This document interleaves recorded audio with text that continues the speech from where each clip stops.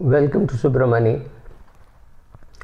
A very fundamental question a friend asked me, saying, Subra, should I be in the equity markets at all?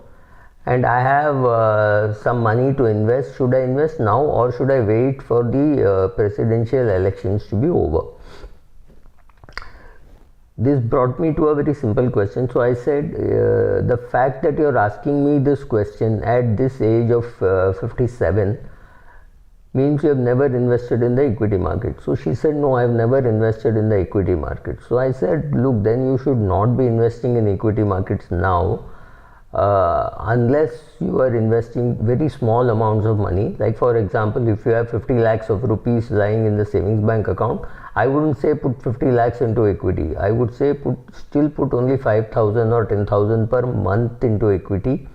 As a total percentage, it is very small, but given the fact that you have never invested and you're starting at this age, means your loss aversion must be much greater. For example, if she puts in money and if she were to lose the money for whatever it is, the market plunges or something like that happens, then she will be worried to death that her money is gone, even though it may just be 50,000 rupees or 2 lakh rupees over a time which is invested.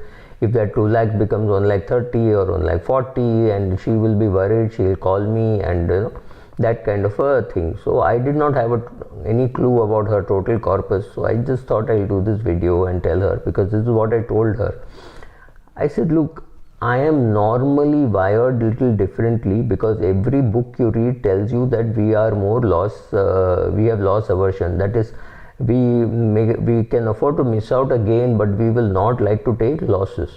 So that may be true and must be absolutely true, because it comes from our ancient times when we were afraid of any rustling in the grass. You didn't know whether it was a rabbit, deer or a tiger.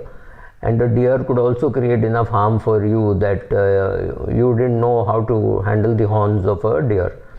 But today you don't need to do all that, because you can take partial risk. See, what happened is, when you said better safe than sorry, you meant that if a tiger were to catch you, you're dead. You can't lose a limb, you just die, right? But in the markets today, you can hedge your position. You can take some equity, some debt, some gold, and you can hedge your position for people who are scared.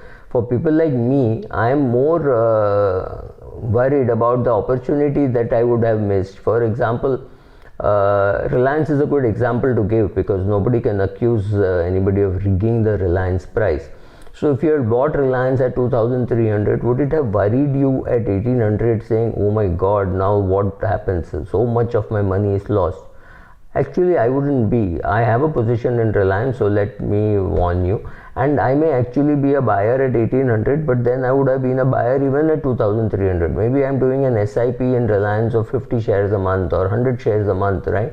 So maybe I'm doing that. So it does not bother me. In fact, if I don't buy at 1,800 and it goes back to 2,300, I will feel, oh God, what an opportunity did I miss. And if I buy it at 1,800 and the price goes to 1,400, it still doesn't bother me, because I say, wow, let me buy more. So that is how I am wired. Or what I have done is, over the years, change the wiring in my mind, which allows me to go to something like an 80% or 85% in equity, and only the balance in debt or real estate or whatever it is there for you, right?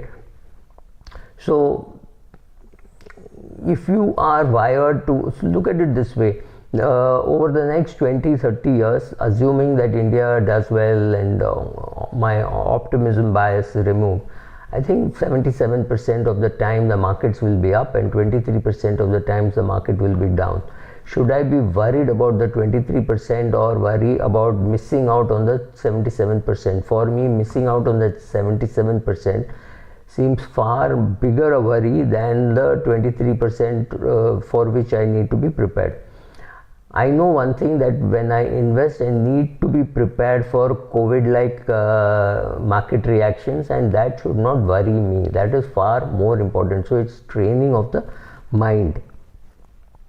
And you should also know that today, if there is a rustle in the grass, it is just cat or a rat which is there. It is definitely no tiger. The markets have been made toothless. All the teeth of the equity guys have been removed. The big players today in the market are the liquidity kings, which is the Fed and RBI and people like that, who are pumping enough money outside to push a lot of money into the market, which is holding the prices high. So the players have changed. So the tiger fangs have been removed. The tiger has been injected with a lot of sedatives. So the tiger actually starts behaving like a domestic cat. So you don't have to worry so much, but there is a shortage of tigers anyway. So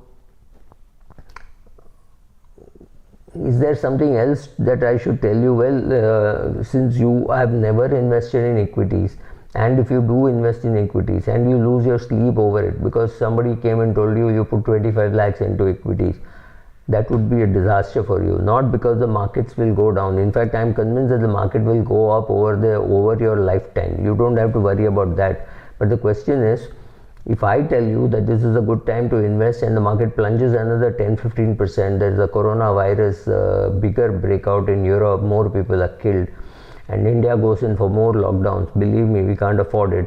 But if those things happen, why can't the market fall more? I'm sure the market can fall. So be ready for the fall. You don't have to predict the fall. Predicting the fall is very difficult, almost impossible. Nobody does it. But being ready for the fall is very useful. If you know how to fall, land on your butt, hold your knees and face together so that there is minimum damage, right? So you should know how to handle the fall, not the question of when the fall will happen. That is not so important, right? So the markets will keep going up, markets will keep going down. The question is, what should you be doing rather than what the market will be doing? And all my advice will be ruthless for you if you can't stay calm during market drawdowns. So understanding yourself is far more important in equity investing, at least as much important as understanding equity markets. So that's about it. Since you do not understand markets enough, I would suggest a very small STP, maybe 10,000 rupees if you have 50 lakhs and not more than that, simply because it is going to take you time to understand markets and it is going to take you time to understand yourself. You have no clue how you will react when the markets are down, right? You have to stay the course when the markets crashes. You have no choice. You cannot be selling when the market is down. You have other sources of income from which you have to live, and using this as a crutch to withdraw, saying, oh, market is down, I knew I would lose money, so therefore I will withdraw, hurts you far more. Even if you don't invest during this period, that's okay. But withdrawing during bad times, withdrawing when the market is low, to me, is not a great option to have. Thank you.